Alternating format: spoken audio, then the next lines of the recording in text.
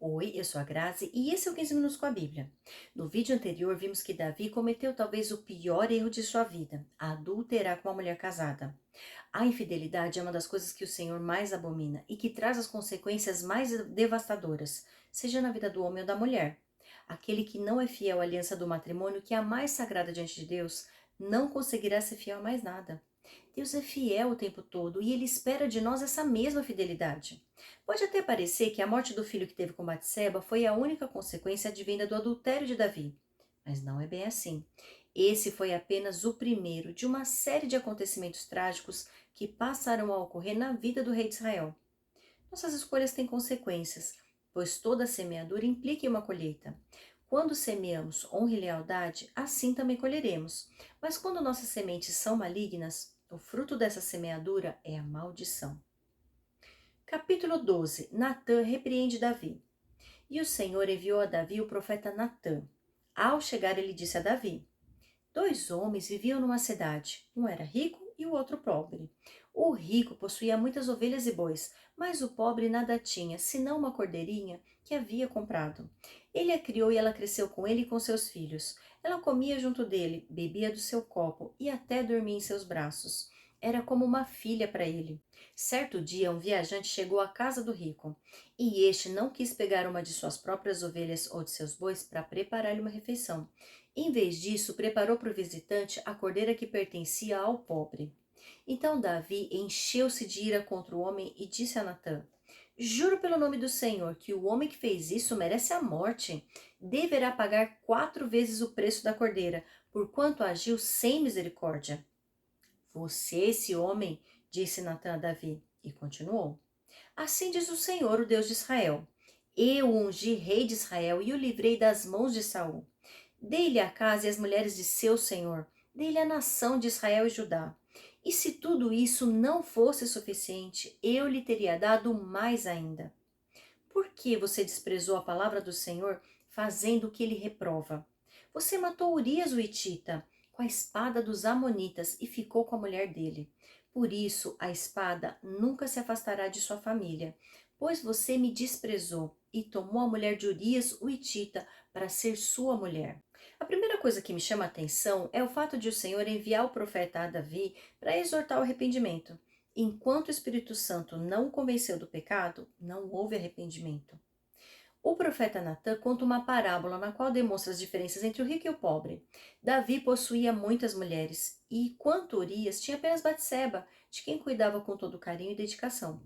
Ao contrário de Davi, que não valorizava suas esposas, Urias amava sua mulher e era fiel a ela. A parábola continua mencionando a chegada de um viajante, o qual representa a figura do tentador. Ele é aquele que surge do nada, sem ser convidado, e cuja passagem tem um caráter temporário. Tudo que o viajante proporciona é algo efêmero que acabará rapidamente. E a reflexão que faço é que o diabo tem a oferecer é sempre um prazer imediato, momentâneo, algo que não é duradouro. Uma pessoa muito sábia uma vez me ensinou o seguinte: o diabo lhe oferece uma coisa para depois lhe tirar tudo. Deus te pede uma coisa para depois lhe oferecer tudo. E é exatamente essa dinâmica que veremos a seguir. Note que o tentador desperta em Davi uma fome, uma necessidade de se banquetear. Só que ele não se utiliza de nenhuma das suas mulheres para aplacar esse desejo, mas sim toma a única esposa de um outro homem. O interessante é que a forma como Natã conta a parábola desperta a ira de Davi, pois aquela situação pareceria absurda aos olhos de qualquer pessoa. Davi imediatamente se indigna e responde que a punição para tal homem seria a morte e a restituição do que foi roubado. E sabe o que eu aprendo aqui? É muito fácil apontar o erro do outro, mas como é difícil reconhecer o nosso. Davi foi rápido em julgar e condenar a conduta de outra pessoa, dizendo que agiu sem misericórdia. Mas não foi capaz de admitir seu próprio erro até que o profeta Natã declarasse diante dele a reprovação de Deus. E ao demonstrar o pecado de Davi, o Senhor relembra todas as bênçãos que havia derramado sobre sua vida, todas as dádivas e livramentos que lhe concedeu. Ao declarar a punição, Deus estabelece que Davi será ferido justamente na área em que escolheu ferir seu próximo. Ele não teve respeito pela família de Urias, e agora a desonra e a vergonha seriam companhia constante de sua própria família. Versículo 11. Assim diz o Senhor: de sua própria família trarei desgraça sobre você. Tomarei as suas mulheres diante dos seus próprios olhos e as darei a outro. E ele se deitará com elas em plena luz do dia. Você fez isso às escondidas, mas eu o farei diante de todo Israel, em plena luz do dia.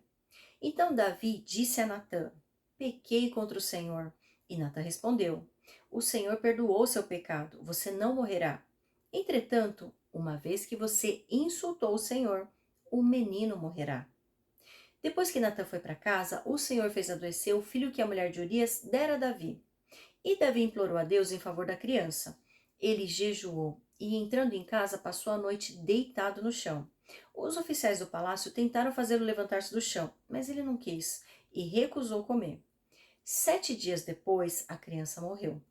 Os conselheiros de Davi ficaram com medo de dizer-lhe que a criança estava morta e comentaram: Enquanto a criança ainda estava viva, falamos com ele e ele não quis escutar-nos. Como vamos dizer-lhe que a criança morreu? Ele poderá cometer alguma loucura. Davi, percebendo que seus conselheiros cochichavam entre si, compreendeu que a criança estava morta e perguntou: A criança morreu? Sim, morreu, responderam eles. Então Davi levantou-se do chão, lavou-se, perfumou-se e trocou de roupa. Depois entrou no santuário do Senhor e o adorou. E voltando ao palácio, pediu que lhe preparassem uma refeição e comeu. Davi desprezou a família de Urias e a lei de Deus às escondidas, fazendo de tudo para que seu pecado permanecesse encoberto. Mas não existe nada que esteja oculto que não seja para ser revelado. A humilhação que Urias sofreu em segredo, Davi sofreria em público, diante de toda a nação de Israel.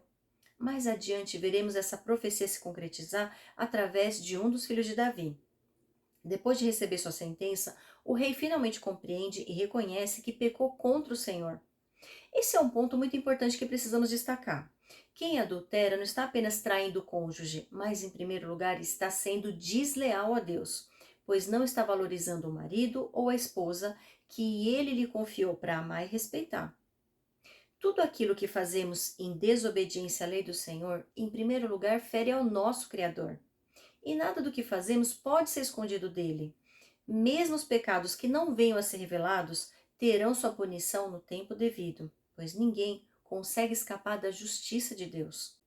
Depois de ser exortado por Natã, Davi realmente se arrepende de seu pecado, tanto que não houve na Bíblia mais nenhum relato de que ele tenha cometido outro adultério. E Deus perdoa aqueles que se arrependem, mas não nos isenta das consequências do nosso pecado. Davi ficou tão desolado pela culpa que por 7 dias clamou ao Senhor, em jejum e oração, e esperando que ele fosse misericordioso e curasse seu filho com Batseba. Muitos podem até pensar que não seria justo a criança pagar pelo erro do pai, mas não é dessa forma que interpreta a situação. O bebê foi levado para junto de Deus na mais tenra idade, sem ter que passar pelas provas dessa vida terrena. Não creio que essa seja uma punição para ele, mas sim para aqueles que ficaram.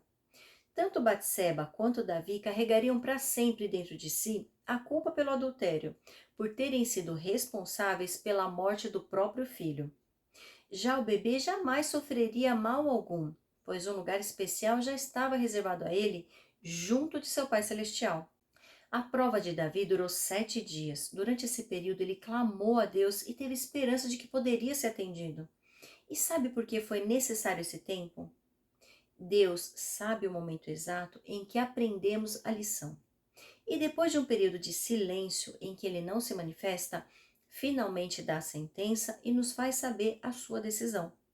Se Deus ainda não deu uma resposta positiva ou negativa, significa que ainda não aprendemos o que precisaríamos aprender com aquela situação. Talvez durante 7 dias, Davi não reconhecesse que seria justo ser privado da convivência com seu bebê, já que não sabia valorizar todos os outros filhos que já tinha com outras mulheres. Tanto é assim que, quando recebe a confirmação da morte do filho, Davi imediatamente se resigna e vai até o santuário de Deus para adorá-lo, para reafirmar sua fé, mesmo depois de o Senhor não fazer aquilo que ele esperava. Versículo 21. Seus conselheiros lhe perguntaram: Por que ages assim? Enquanto a criança estava viva, jejuaste e choraste, mas agora que a criança está morta, te levantas e comes? Ele respondeu: Enquanto a criança ainda estava viva, jejuei e chorei. Eu pensava, quem sabe, talvez o Senhor tenha misericórdia de mim e deixe a criança viver. Mas agora que ela morreu, por que deveria jejuar? Poderia eu trazê-la de volta à vida? Eu irei até ela, mas ela não voltará para mim. Depois Davi consolou sua mulher Batseba e deitou-se com ela. E ela teve um menino, a quem Davi deu o nome de Salomão. O Senhor o amou e enviou o profeta Natã com uma mensagem a Davi. E Natã deu ao menino o nome de Gedidias. Enquanto isso, Joabe atacou Rabá dos Amonitas e conquistou a fortaleza real. Feito isso, mandou mensageiros a Davi dizendo: Lutei contra Rabá e apoderei-me dos seus reservatórios de água. Agora convoca o restante do exército, cerca a cidade e conquista-a. Senão, eu terei a fama de havê-la conquistado. Então Davi convocou todo o exército, foi a Rabá, atacou a cidade e a conquistou. A seguir, tirou a coroa da cabeça de Moloque, uma coroa de ouro de 35 quilos, ornamentada com pedras preciosas, e ela foi colocada na cabeça de Davi.